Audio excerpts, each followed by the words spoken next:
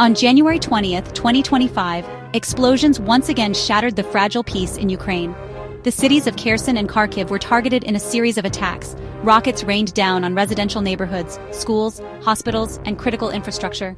The blasts sent shockwaves through the cities, leaving behind a trail of destruction and fear. In Kherson, buildings were reduced to rubble, their facades torn apart by the force of the explosions.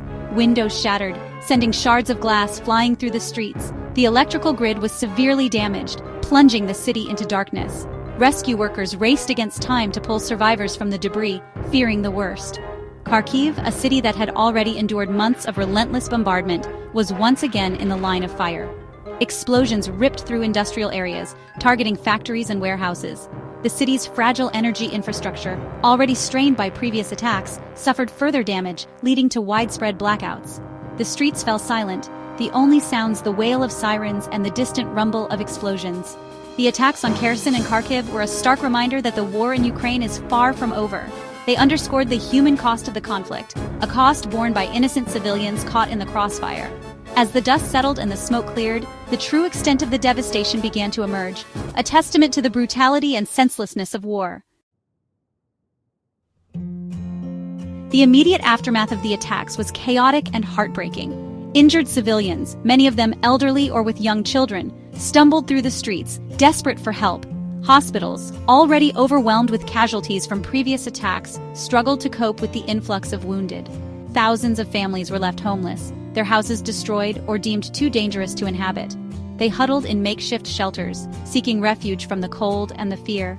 With the electrical grid down, many were without heat or electricity, facing the prospect of a long, cold winter without basic necessities.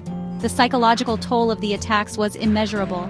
The constant threat of violence, the loss of loved ones, and the destruction of their homes left many residents traumatized and despairing. The attacks eroded what little sense of normalcy remained, replacing it with a pervasive sense of fear and uncertainty. For many, the explosions were a breaking point. They decided to flee their homes, joining the millions of Ukrainians already displaced by the conflict.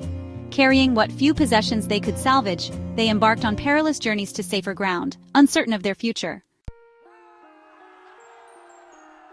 The international community reacted with outrage and condemnation to the attacks on Kherson and Kharkiv. The United Nations called for an immediate cessation of hostilities and urged all parties to respect international humanitarian law. The United States and its NATO allies denounced the attacks as barbaric and pledged to hold those responsible accountable. Western governments promised to provide additional humanitarian assistance to Ukraine, including food, water, medical supplies, and winter clothing.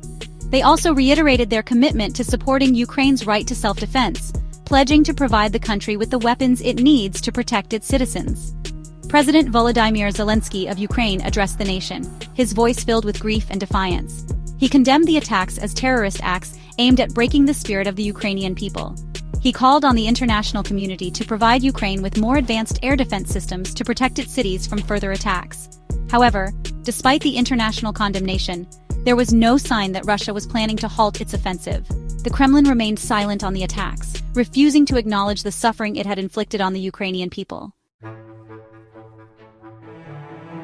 The attacks on Kherson and Kharkiv exacerbated an already dire humanitarian crisis in Ukraine. Winter had descended upon the country, bringing with it freezing temperatures, snow, and ice. Millions of Ukrainians were facing the prospect of a winter without adequate heating, electricity, or access to essential supplies. The destruction of infrastructure, combined with the ongoing conflict, made it increasingly difficult to deliver aid to those in need. Roads were blocked, bridges were destroyed, and humanitarian workers faced constant danger from shelling and airstrikes. The international community faced a daunting challenge in providing assistance to Ukraine. The scale of the humanitarian crisis was immense, and the needs were growing by the day. The coming months promised to be a true test of the world's compassion and resolve. As the sun set on another day of violence and suffering in Ukraine, the future remained uncertain.